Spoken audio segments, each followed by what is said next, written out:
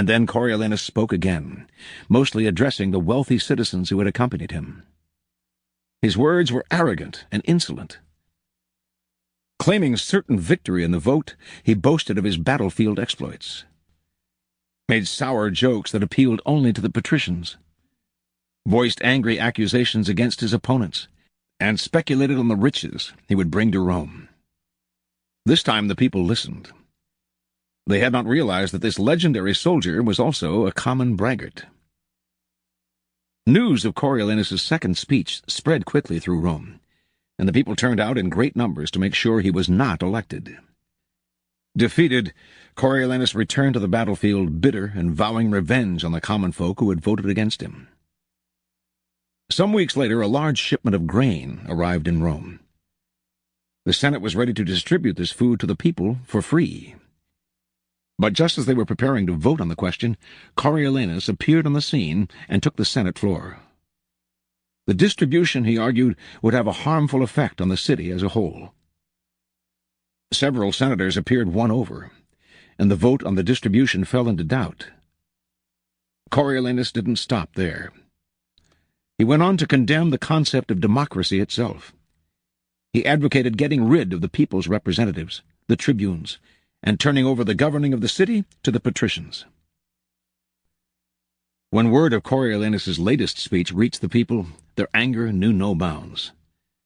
The tribunes were sent to the Senate to demand that Coriolanus appear before them.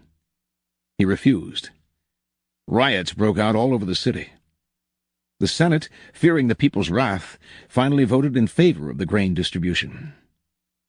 The tribunes were appeased, but the people still demanded that Coriolanus speak to them and apologize. If he repented and agreed to keep his opinions to himself, he would be allowed to return to the battlefield. Coriolanus did appear one last time before the people, who listened to him in rapt silence. He started slowly and softly, but as the speech went on, he became more and more blunt. Yet again he hurled insults. His tone was arrogant, his expression disdainful. The more he spoke, the angrier the people became. Finally, they shouted him down and silenced him. The tribunes conferred, condemned Coriolanus to death, and ordered that the magistrates take him at once to the top of the Tarpeian rock and throw him over. The delighted crowd seconded the decision. The patricians, however, managed to intervene, and the sentence was commuted to lifelong banishment. When the people found out that Rome's great military hero would never return to the city, they celebrated in the streets. In fact, no one had ever seen such a celebration, not even after the defeat of a foreign enemy. Interpretation. Before his entrance into politics, the name of Coriolanus evoked awe. His battlefield accomplishments showed him as a man of great bravery. Since the citizens knew little about him, all kinds of legends became attached to his name. The moment he appeared before the Roman citizens, however, and spoke his mind, all that grandeur and mystery vanished. He bragged and blustered like a common soldier. He insulted and slandered people, as if he felt threatened and insecure. Suddenly he was not at all what the people had imagined. The discrepancy between the legend and the reality proved immensely disappointing for those who wanted to believe in their hero. The more Coriolanus said, the less powerful he appeared. A person who cannot control his words shows that he cannot control himself, and is unworthy of respect. Had Coriolanus said less, the people would never have had cause to be offended by him, would never have known his true feelings. He would have maintained his powerful aura, would certainly have been elected consul, and would have been able to accomplish his anti-democratic goals. But the human tongue is a beast that few can master. It strains constantly to break out of its cage, and if it is not tamed, it will run wild and cause you grief. Power cannot accrue to those who squander their treasure of words. As Leonardo da Vinci said, "Oysters open completely when the moon is full, and when the crab sees one, it throws a piece of stone or seaweed into it, and the oyster cannot close again, so that it serves the crab for meat. Such is the fate of him who opens his mouth too much, and thereby puts himself at the mercy of the listener." observance of the law. In the court of Louis XIV, nobles and ministers would spend days and nights debating issues of state. They would confer, argue, make and break alliances, and argue again, until finally the critical moment arrived. Two of them would be chosen to represent the different sides to Louis himself, who would decide what should be done. After these persons were chosen, everyone would argue some more. How should the issues be phrased? What would appeal to Louis, and what would annoy him? At what time of day should the representatives approach him, and in what part of the Versailles Palace? What expression should they have on their faces? Finally, after all this was settled, the fateful moment would finally arrive. The two men would approach Louis, always a delicate matter, and when they finally had his ear, they would talk about the issue at hand, spelling out the options in detail. Louis would listen in silence, a most enigmatic look on his face. Finally, when each had finished his presentation and had asked for the king's opinion, he would look at them both and say, "I shall see." Then he would walk away. The ministers and courtiers would never hear another word on this subject from the king. They would simply see the result weeks later, when he would come to a decision and act. He would never bother to consult them on the matter again. Interpretation. Louis XIV was a man of very few words. His most famous remark is, "L'État c'est moi." I am the state. Nothing could be more pithy, yet more eloquent. His infamous "I shall see" was one of several extremely short phrases that he would apply to all manner of requests. Louis was not always this way. As a young man he was known for talking at length, delighting in his own eloquence. His later taciturnity was self-imposed, an act, a mask he used to keep everybody below him off balance. No one knew exactly where he stood, or could predict his reactions. No one could try to deceive him by saying what they thought he wanted to hear, because no one knew what he wanted to hear. As they talked on and on to the silent Louis, they revealed more and more about themselves, information he would later use against them to great effect. In the end, Louis's silence kept those around him terrified and under his thumb. It was one of the foundations of his power. As Saint-Simon wrote, "No one knew as well as he how to sell his words, his smile, even his glances. Everything in him was valuable, because he created differences, and his majesty was enhanced by the sparseness of his words." As Cardinal de Retz said, "It is even more damaging for a minister to say foolish things than to do them." Keys to power. Power is in many ways a game of appearances. And when you say less than necessary, you inevitably appear greater and more powerful than you are. Your silence will make other people uncomfortable. Humans are machines of interpretation and explanation. They have to know what you're thinking. When you carefully control what you reveal, they cannot pierce your intentions or your meaning. Your short answers and silences will put them on the defensive, and they will jump in, nervously filling the silence with all kinds of comments that will reveal valuable information about them and their weaknesses. They will leave a meeting with you feeling as if they had been robbed, and they will go home and ponder your every word. This extra attention to your brief comments will only add to your power. Saying less than necessary is not for kings and statesmen only. In most areas of life, the less you say, the more profound and mysterious you appear. As a young man, the artist Andy Warhol had the revelation that it was generally impossible to get people to do what you wanted them to do by talking to them. They would turn against you, subvert your wishes, disobey you out of sheer perversity. He once told a friend, "I learned that you actually have more power when you shut up." In his later life, Warhol employed this strategy with great success. His interviews were exercises in oracular speech. He would say something vague and ambiguous, and the interviewer would twist in circles trying to figure it out, imagining there was something profound behind his often meaningless phrases. Warhol rarely talked about his work. He let others do the interpreting. He claimed to have learned this technique from that master of enigma, Marcel Duchamp. another 20th century artist who realized early on that the less he said about his work, the more people talked about it. And the more they talked, the more valuable his work became. By saying less than necessary, you create the appearance of meaning and power. Also, the less you say, the less risk you run of saying something foolish, even dangerous. In 1825, a new Tsar, Nicholas I, ascended the throne of Russia. A rebellion immediately broke out, led by liberals demanding that the country modernize, that its industries and civil structure catch up with the rest of Europe.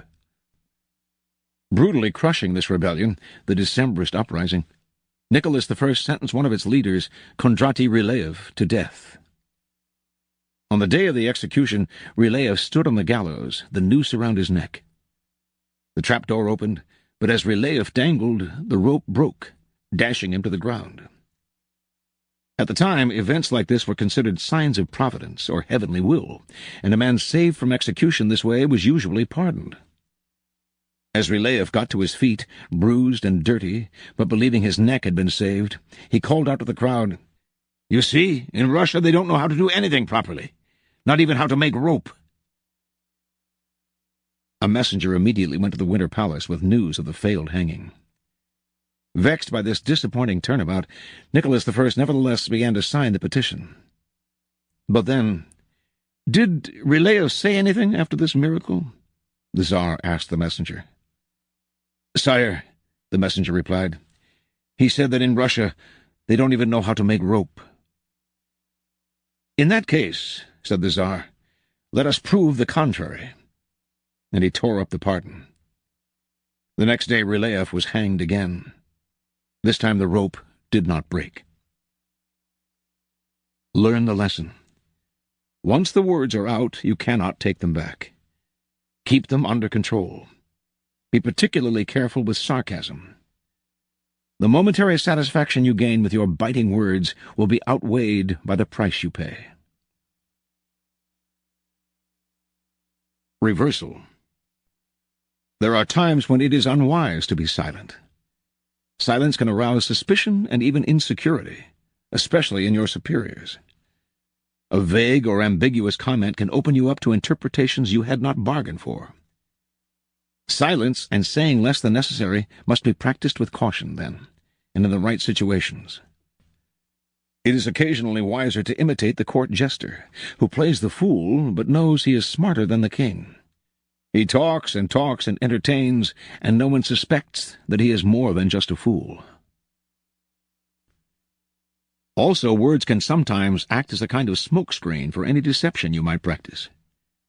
By bending your listener's ear with talk, you can distract and mesmerize them. The more you talk, in fact, the less suspicious of you they become. The verbose are not perceived as sly and manipulative, but as helpless and unsophisticated. This is the reverse of the silent policy employed by the powerful. By talking more and making yourself appear weaker and less intelligent than your mark, you can practice deception with greater ease. Here are some further reflections on this law. From the Little Brown Book of Anecdotes by Clifton Fadiman. Down on his luck, the screenwriter Michael Arlen went to New York in 1944.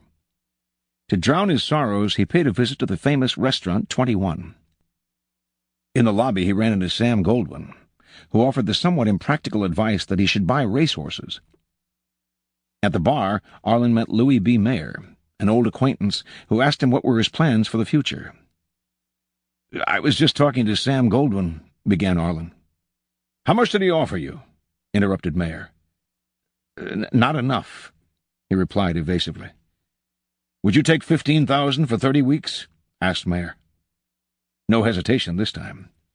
"Yes," said Arlen. From Kissinger by Walter Isaacson. One oft-told tale about Kissinger involved a report that Winston Lord had worked on for days. After giving it to Kissinger, he got it back with the notation, "Is this the best you can do?" Lord rewrote and polished and finally resubmitted it. Back it came with the same curt question. After redrafting it one more time, and once again getting the same question from Kissinger, Lord snapped, "Damn it, yes! It's the best I can do." to which Kissinger replied, "Fine. Then I guess I'll read it this time." From Primi Visconti, quoted in Louis XIV by Louis Bertrand. The king, Louis XIV, maintains the most impenetrable secrecy about affairs of state. The ministers attend council meetings, but he confides his plans to them only when he has reflected at length upon them and has come to a definite decision. I wish you might see the king. His expression is inscrutable, his eyes like those of a fox. He never discusses state affairs except with his ministers in council.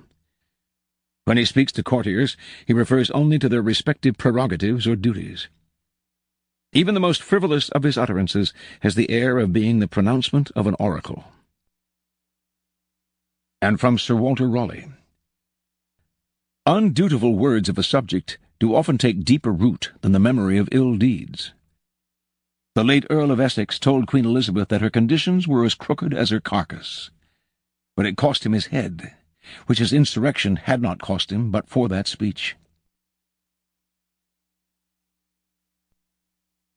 The fifth law. So much depends on reputation. Guard it with your life.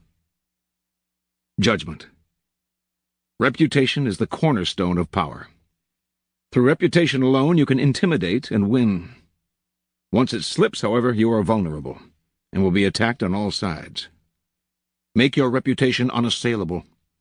Always be alert to potential attacks, and thwart them before they happen. Meanwhile, learn to destroy your enemies by opening holes in their own reputations. Then stand aside and let public opinion hang them. Observance of the law.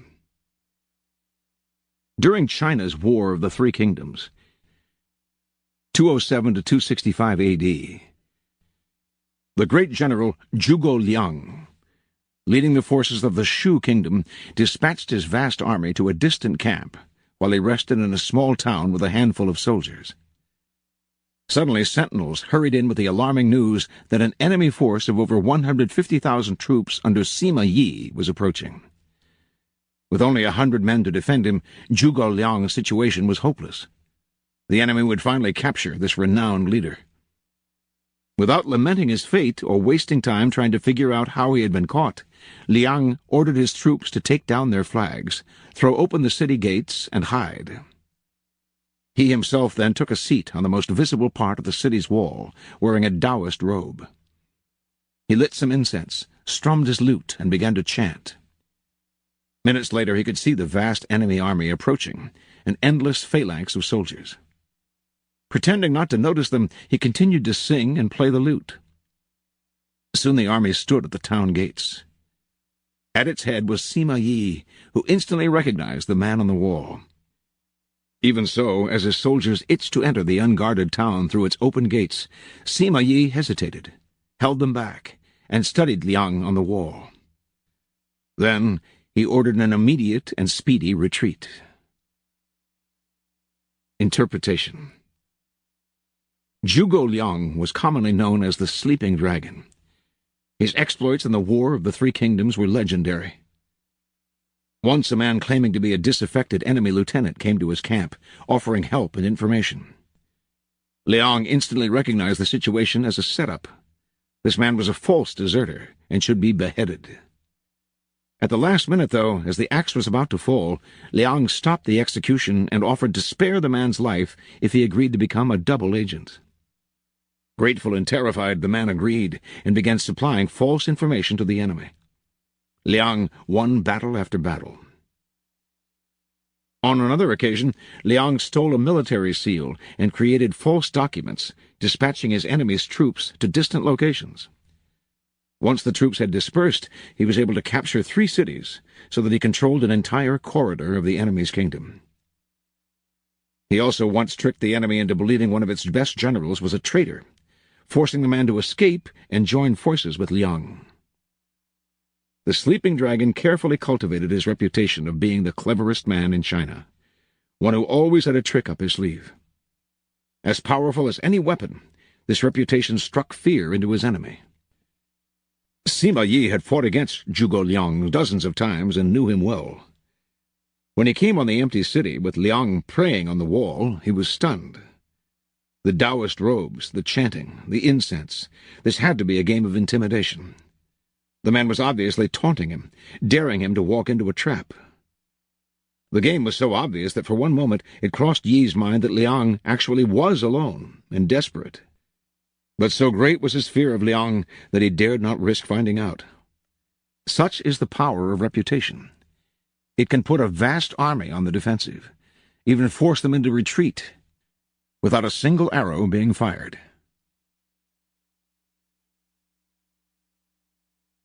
As Montaigne said, "For as Cicero says, even those who argue against fame still want the books they write against it to bear their name in the title, and hope to become famous for despising it.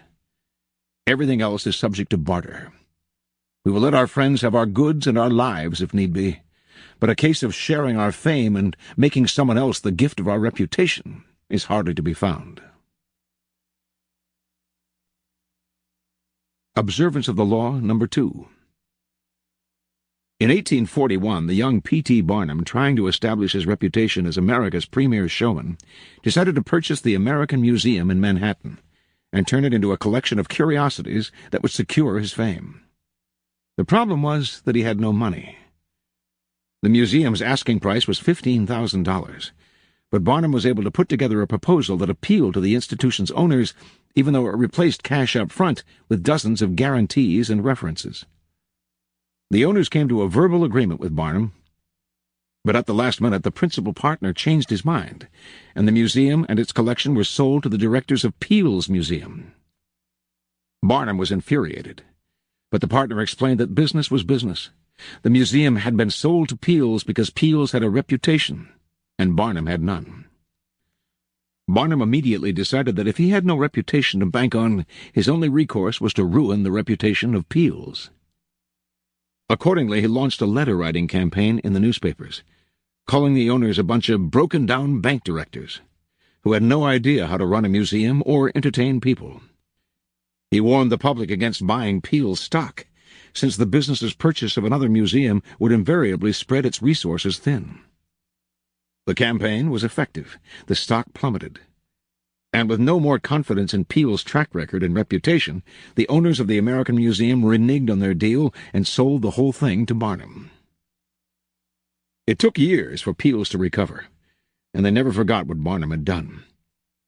Mr. Peale himself decided to attack Barnum by building a reputation for highbrow entertainment, promoting his museum's programs as more scientific than those of his vulgar competitor. Mesmerism, hypnotism, was one of Peale's scientific attractions, and for a while it drew big crowds and was quite successful. To fight back, Barnum decided to attack Peale's reputation yet again.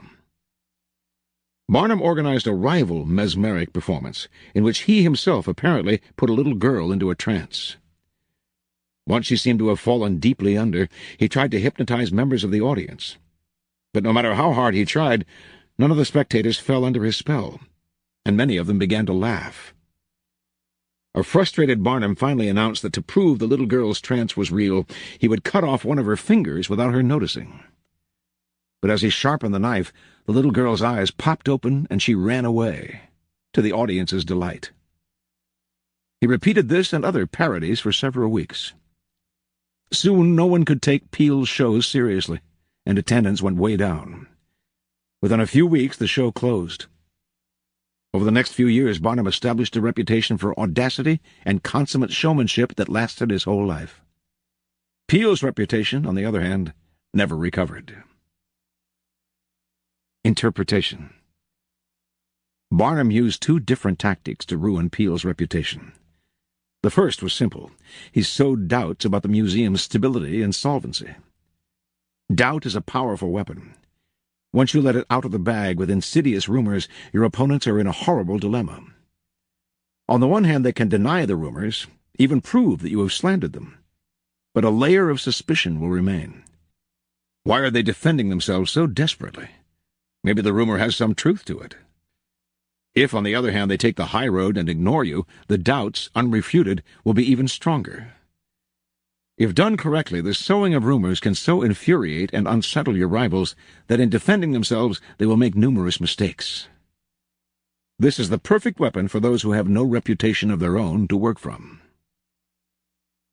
Once Barnum did have a reputation of his own, he used the second, gentler tactic, the fake hypnotism demonstration.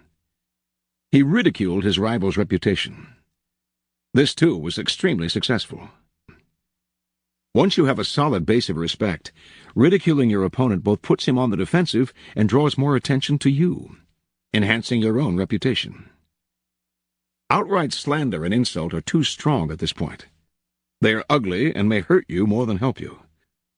But gentle barbs and mockery suggest that you have a strong enough sense of your own worth to enjoy a good laugh at your rival's expense. A humorous front can make you out as a harmless entertainer, while poking holes in the reputation of your rival. As Nietzsche said, "It is easier to cope with a bad conscience than with a bad reputation." Keys to power. The people around us, even our closest friends, will always to some extent remain mysterious and unfathomable. Their characters have secret recesses that they never reveal. The unknowableness of other people could prove disturbing if we thought about it long enough, since it would make it impossible for us really to judge other people. So we prefer to ignore this fact and to judge people on their appearances, on what is most visible to our eyes: clothes, gestures, words, actions. In the social realm, appearances are the barometer of almost all of our judgments, and you must never be mistaken into believing otherwise. One false slip, one awkward or sudden change in your appearance can prove disastrous. This is the reason for the supreme importance of making and maintaining a reputation that is of your own creation. That reputation will protect you in the dangerous game of appearances, distracting the probing eyes of others from knowing what you are really like, and giving you a degree of control over how the world judges you. A powerful position to be in. Reputation has a power like magic. With one stroke of its wand, it can double your strength. It can also send people scurrying away from you. Whether the exact same deeds appear brilliant or dreadful can depend entirely on the reputation of the doer. In the ancient Chinese court of the Wei Kingdom, there was a man named Midzu Xia, who had a reputation for supreme civility and graciousness. He became the ruler's favorite. It was a law in Wei that whoever rides secretly in the ruler's coach shall have his feet cut off. But when Midzu Xia's mother fell ill, he used the royal coach to visit her, pretending that the ruler had given him permission. When the ruler found out, he said, "How dutiful is Midzu Xia!" For his mother's sake, he even forgot that he was committing a crime, making him liable to lose his feet. Another time, the two of them took a stroll in an orchard. Midzu Xia began eating a peach that he couldn't finish, and he gave the ruler the other half to eat. The ruler remarked, "You love me so much that you would even forget your own saliva taste and let me eat the rest of the peach." Later, however, envious fellow courtiers, spreading word that Midzu Xia was actually devious and arrogant, succeeded in damaging his reputation. The ruler came to see his actions in a new light. "This fellow once rode in my coach under pretense of my order," he told the courtiers angrily. "And another time he gave me a half-eaten peach." For the same actions that had charmed the ruler when he was the favorite, Midzu Xia now had to suffer the penalties. The fate of his feet depended solely on the strength of his reputation. In the beginning, you must work to establish a reputation for one outstanding quality, whether generosity or honesty or cunning. This quality sets you apart and gets other people to talk about you. You then make your reputation known to as many people as possible. Subtly, though. Take care to build slowly and with a firm foundation. And watch as it spreads like wildfire. A solid reputation increases your presence and exaggerates your strengths without your having to spend much energy. It can also create an aura around you that will instill respect, even fear. In the fighting in the North African desert during World War II, the German general Erwin Rommel had a reputation for cunning and for deceptive maneuvering that struck terror into everyone who faced him. Even when his forces were depleted, and when British tanks outnumbered his by 5-1, entire cities would be evacuated at the news of his approach. As they say, your reputation inevitably precedes you. And if it inspires respect, a lot of your work is done for you before you arrive on the scene, or utter a single word. Your success seems destined by your past triumphs. Much of the success of Henry Kissinger's shuttle diplomacy rested on his reputation for ironing out differences. No one wanted to be seen as so unreasonable that Kissinger could not sway him. A peace treaty seemed a fait accompli as soon as Kissinger's name became involved in the negotiations. Make your reputation simple, and base it on one sterling quality. This single quality, efficiency, say, or seductiveness, becomes a kind of calling card that announces your presence and places others under a spell. A reputation for honesty will allow you to practice all manner of deception.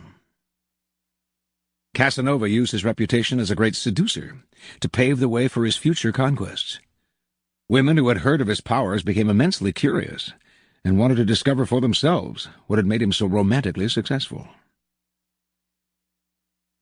Perhaps you have already stained your reputation, so that you are prevented from establishing a new one.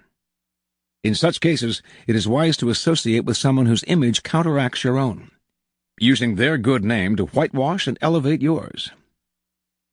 It is hard, for example, to erase a reputation for dishonesty by yourself, but a paragon of honesty can help. When P.T. Barnum wanted to clean up a reputation for promoting vulgar entertainment, he brought the singer Jenny Lind over from Europe.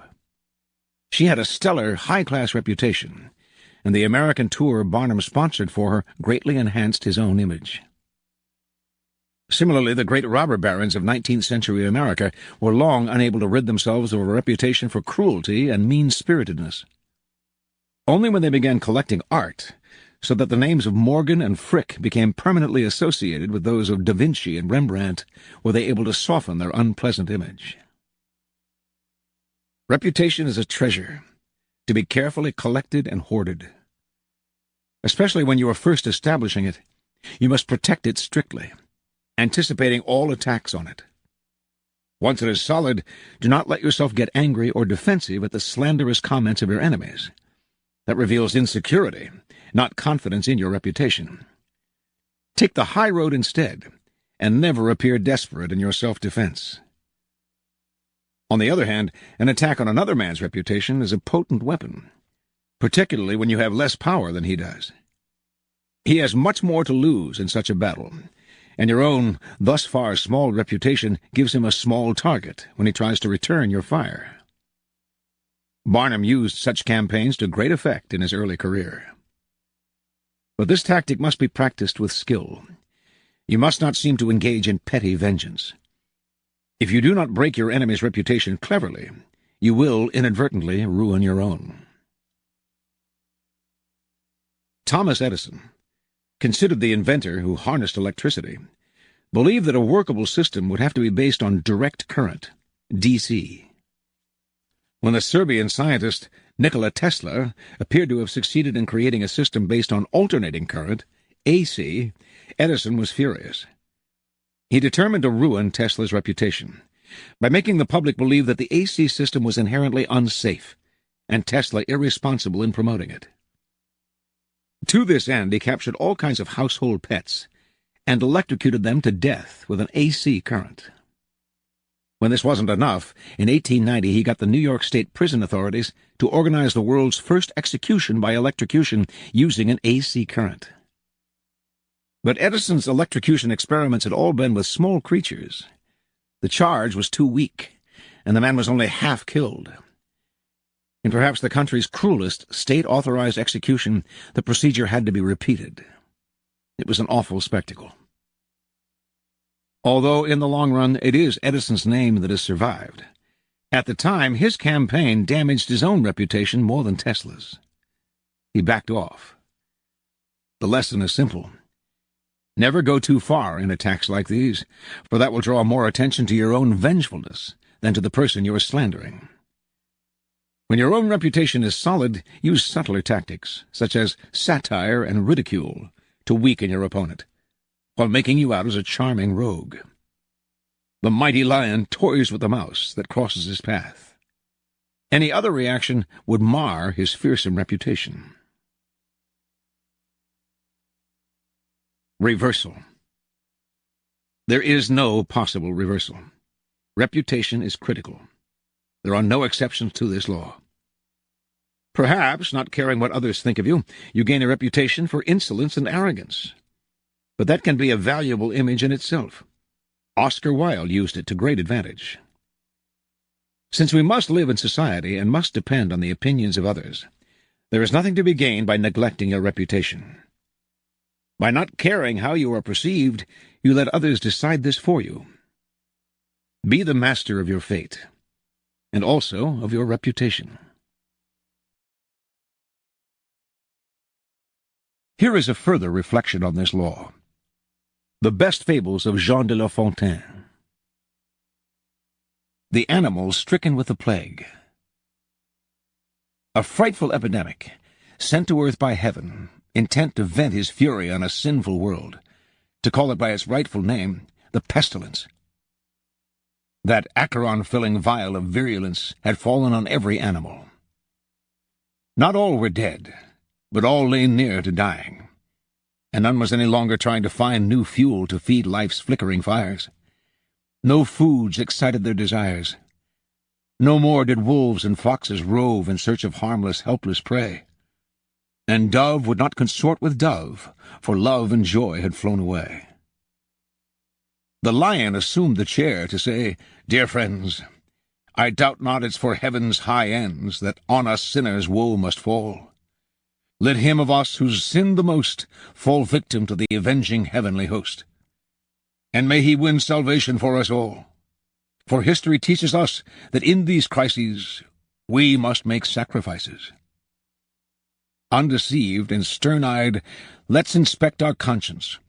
As I recollect, to put my greedy appetite to sleep, I banqueted on many a sheep, who've injured me in no respect, and even in my time been known to try shepherd pie. If need be, then I'll die. Yet I suspect that others also ought to own their sins. It's only fair that all should do their best to single out the guiltiest." "Sire, you're too good a king," the fox begins. "Such scruples are too delicate. My word, to eat sheep, that profane and vulgar herd, that's sin? Nay, sire, enough for such a crew to be devoured by such as you. While of the shepherds we may say that they deserve the worst they got, theirs being the lot that over us beasts plot a flimsy, dream-begotten sway." Thus spake the fox, and toady cheers rose high, while none dared cast too cold an eye on tigers, bears, and other eminences, most unpardonable offences. Each, of never mind what currish breed, was really a saint, they all agreed. Then came the ass to say, "I do recall how once I crossed an abbey mead, where hunger, grass in plenty, and withal, I have no doubt some imp of greed assailed me, and I shaved a tongue's breadth wide, where frankly I'd no right to any grass." All forthwith fell full cry upon the ass. A wolf of some book-learning testified that the cursed beast must suffer their despite, that gall-skinned author of their piteous plight. They judged him fit for naught but gallows bait. How vile! Another's grass to sequestrate! His death alone could expiate a crime so heinous as full well he learns. The court, as you're of great or poor estate, will paint you either white or black by turns.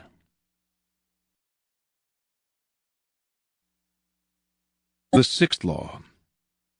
Court attention at all cost. Judgment. Everything is judged by its appearance. What is unseen counts for nothing.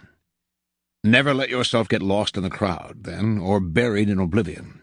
Stand out. Be conspicuous at all cost. Make yourself a magnet of attention by appearing larger, more colorful, more mysterious than the bland and timid masses. Part 1. Surround your name with the sensational and scandalous. Draw attention to yourself by creating an unforgettable, even controversial image. Court scandal. Do anything to make yourself seem larger than life and shine more brightly than those around you. Make no distinction between kinds of attention. Notoriety of any sort will bring you power. Better to be slandered and attacked than ignored. Observance of the law. P.T. Barnum, America's premier 19th century showman, started his career as an assistant to the owner of a circus, Aaron Turner. In 1836, the circus stopped in Annapolis, Maryland, for a series of performances. On the morning of opening day, Barnum took a stroll through town, wearing a new black suit. People started to follow him. Someone in the gathering crowd shouted out that he was the Reverend Ephraim K. Avery, infamous as a man acquitted of the charge of murder, but still believed guilty by most Americans. The angry mob tore off Barnum's suit and was ready to lynch him. After desperate appeals, Barnum finally convinced them to follow him to the circus, where he could verify his identity. Once there, old Turner confirmed that this was all a practical joke. He himself had spread the rumor that Barnum was Avery. The crowd dispersed, but Barnum, who had nearly been killed, was not amused. He wanted to know what could have induced his boss to play such a trick. "My dear Mr. Barnum," Turner replied, "it was all for our good. Remember, all we need to ensure success is notoriety." And indeed everyone in town was talking about the joke, and the circus was packed that night and every night it stayed in Annapolis. Barnum had learned a lesson he would never forget. Barnum's first big venture of his own was the American Museum, a collection of curiosities located in New York. One day a beggar approached Barnum in the street. Instead of giving him money, Barnum decided to employ him. Taking him back to the museum, he gave the man 5 bricks and told him to make a slow circuit of several blocks. At certain points he was to lay down a brick on the sidewalk, always keeping one brick in hand. On the return journey he was to replace each brick on the street with the one he held. Meanwhile, he was to remain of serious countenance and to answer no questions. Once back at the museum, he was to enter, walk around inside, then leave through the back door and make the same bricklaying circuit again. On the man's first walk through the streets, several hundred people watched his mysterious movements. By his 4th circuit, onlookers swarmed around him, debating what he was doing. Every time he entered the museum, he was followed by people who bought tickets to keep watching him.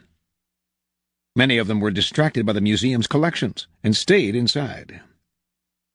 By the end of the first day, the brickman had drawn over 1,000 people into the museum. A few days later, the police ordered him to cease and desist from his walks. The crowds were blocking traffic. The bricklaying stopped, but thousands of New Yorkers had entered the museum, and many of those had become P.T. Barnum converts. Barnum would put a band of musicians on a balcony overlooking the street, beneath a huge banner proclaiming, "Free music for the millions." What generosity, New Yorkers thought, and they flocked to hear the free concerts. But Barnum took pains to hire the worst musicians he could find, and soon after the band struck up, people would hurry to buy tickets to the museum, where they would be out of earshot of the band's noise and of the booing of the crowd. One of the first oddities Barnum toured around the country was Joyce Heth, a woman he claimed was 161 years old, and whom he advertised as a slave who had once been George Washington's nurse. After several months, the crowds began to dwindle, so Barnum sent an anonymous letter to the papers, claiming that Heth was a clever fraud. "Joyce Heth," he wrote, "is not a human being, but an automaton, made up of whalebone, india rubber, and numberless springs." Those who had not bothered to see her before were immediately curious, and those who had already seen her paid to see her again, to find out whether the rumor that she was a robot was true. In 1842, Barnum purchased the carcass of what was purported to be a mermaid.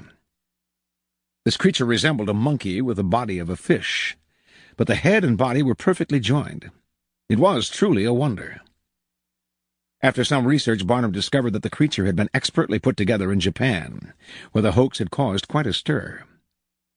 He nevertheless planted articles in newspapers around the country claiming the capture of a mermaid in the Fiji Islands. He also sent the papers woodcut prints of paintings showing mermaids. By the time he showed the specimen in his museum, a national debate had been sparked over the existence of these mythical creatures. A few months before Barnum's campaign, no one had cared or even known about mermaids. Now everyone was talking about them as if they were real. Crowds flocked in record numbers to see the Fiji mermaid and to hear debates on the subject. A few years later, Barnum toured Europe with General Tom Thumb, a 5-year-old dwarf from Connecticut, whom Barnum claimed was an 11-year-old English boy, and whom he had trained to do many remarkable acts.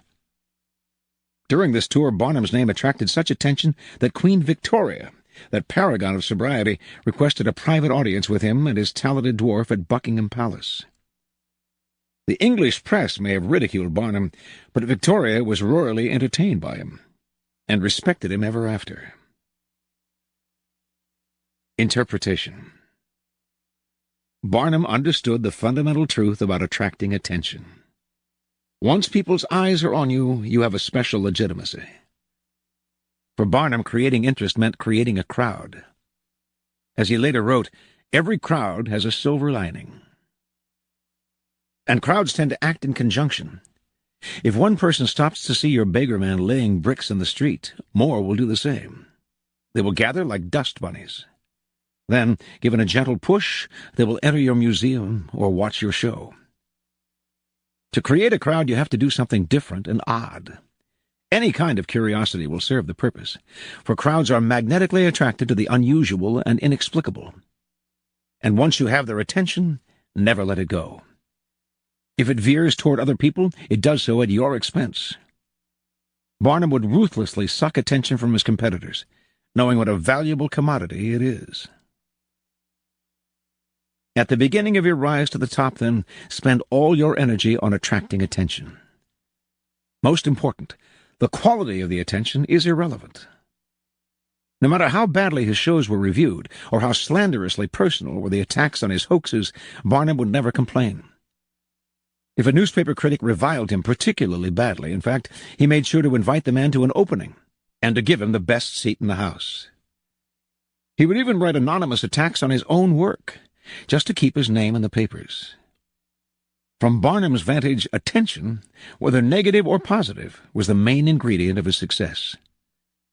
The worst fate in the world for a man who yearns fame, glory, and, of course, power, is to be ignored. From Baldassare Castiglione.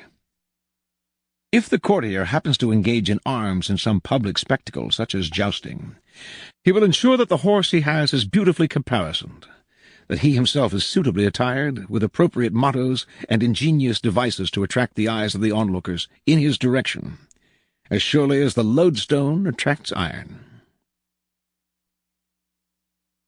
Keys to Power.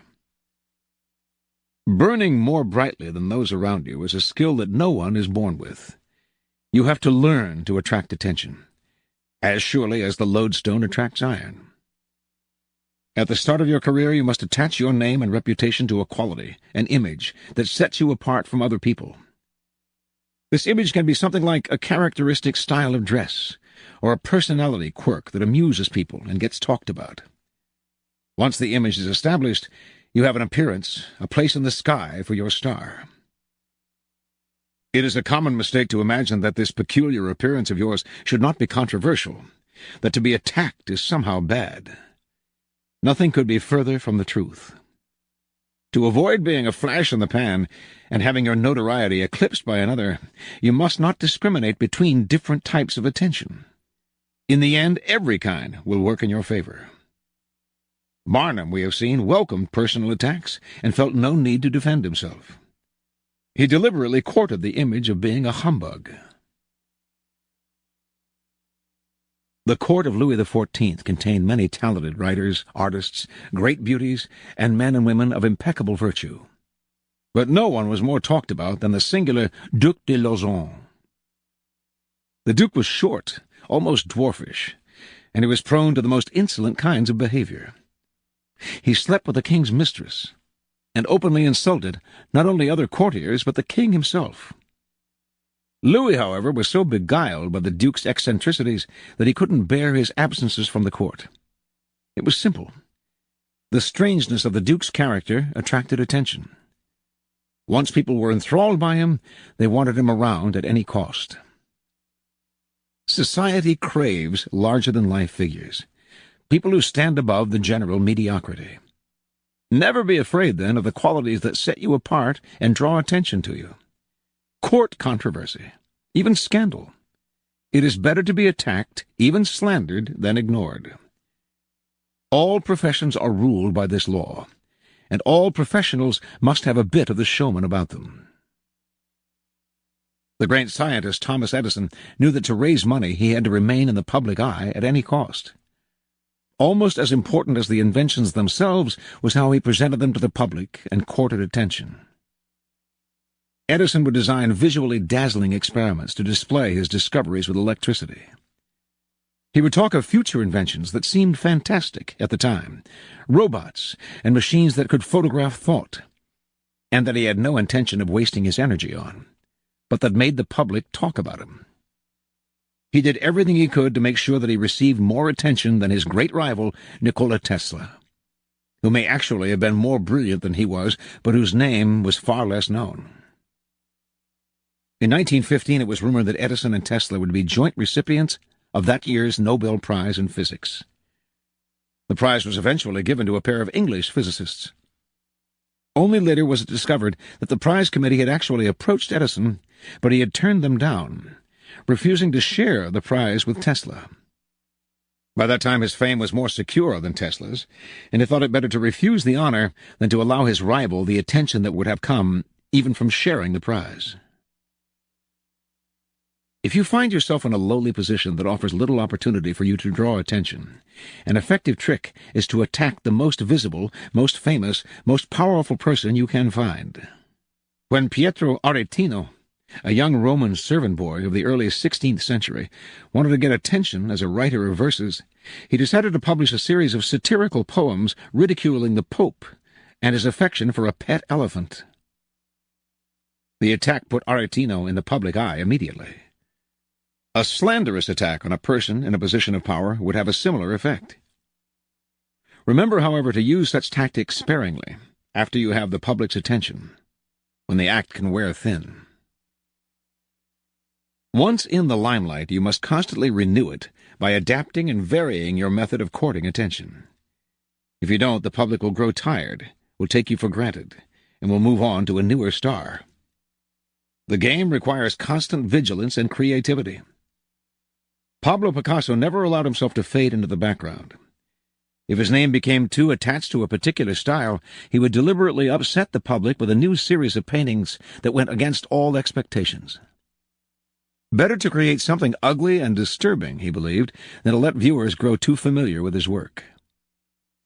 Understand, people feel superior to the person whose actions they can predict. If you show them who is in control by playing against their expectations, you both gain their respect and tighten your hold on their fleeting attention. Part 2. Create an air of mystery.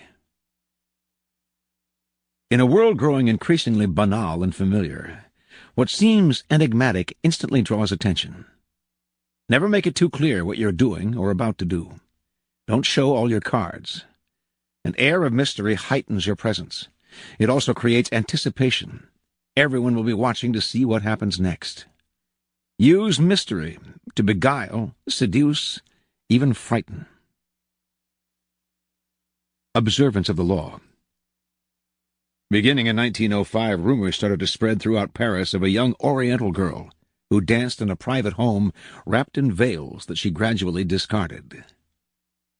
A local journalist who had seen her dancing reported that a woman from the Far East has come to Europe, laden with perfume and jewels, to introduce some of the richness of the Oriental color in life into the satiated society of European cities.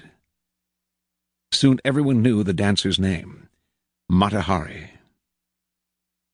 Early that year, in the winter, small and select audiences would gather in a salon filled with Indian statues and other relics while an orchestra played music inspired by Hindu and Javanese melodies. After keeping the audience waiting and wondering, Mata Hari would suddenly appear in a startling new costume. A white cotton brassiere covered with Indian-type jewels.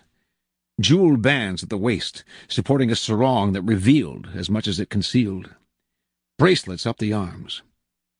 Then Mata Hari would dance in a style no one in France had seen before, her whole body swaying as if she were in a trance. She told her excited and curious audience that her dances told stories from Indian mythology and Javanese folk tales. Soon the cream of Paris and ambassadors from far-off lands were competing for invitations to the salon, where it was rumored that Mata Hari was actually performing sacred dances in the nude. The public wanted to know more about her. She told journalists that she was actually Dutch in origin, but had grown up on the island of Java. She would also talk about time spent in India, how she had learned sacred Hindu dances there, and how Indian women can shoot straight, ride horseback, and are capable of doing logarithms and talk philosophy. By the summer of 1905, although few Parisians had actually seen Mata Hari dance, her name was on everyone's lips. As Mata Hari gave more interviews, the story of her origins kept changing.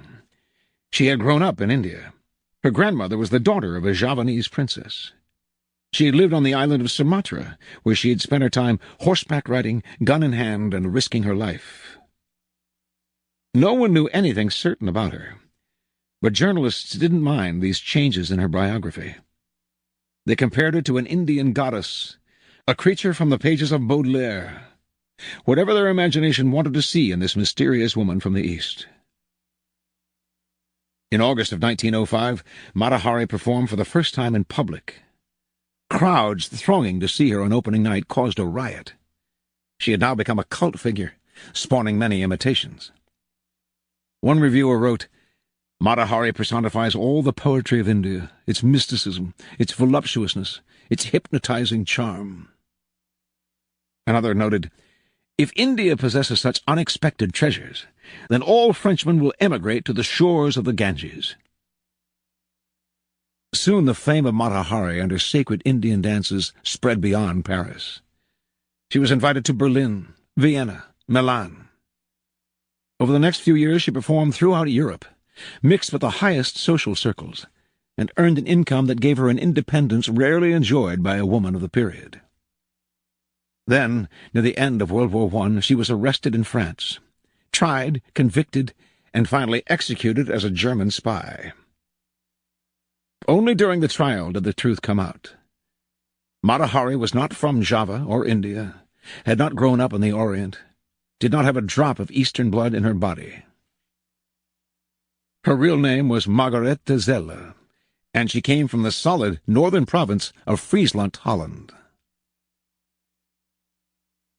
Interpretation. When Margarethe Zelle arrived in Paris in 1904, she had half a franc in her pocket. She was one of the thousands of beautiful young girls who flocked to Paris every year, taking work as artists, models, nightclub dancers, or vaudeville performers at the Folies Bergère. After a few years they would inevitably be replaced by younger girls, and would often end up on the streets, turning to prostitution, or else returning to the town they came from, older and chastened. Zelle had higher ambitions. She had no dance experience, and had never performed in the theater. But as a young girl she had traveled with her family and had witnessed local dances in Java and Sumatra. Zelle clearly understood that what was important in her act was not the dance itself, or even her face or figure, but her ability to create an air of mystery about herself. The mystery she created lay not just in her dancing, or her costumes, or the stories she would tell, or her endless lies about her origins. It lay in an atmosphere enveloping everything she did. There was nothing you could say for sure about her. She was always changing, always surprising her audience with new costumes, new dances, new stories. This air of mystery left the public always wanting to know more, always wondering about her next move. Mata Hari was no more beautiful than many of the other young girls who came to Paris, and she wasn't a particularly good dancer.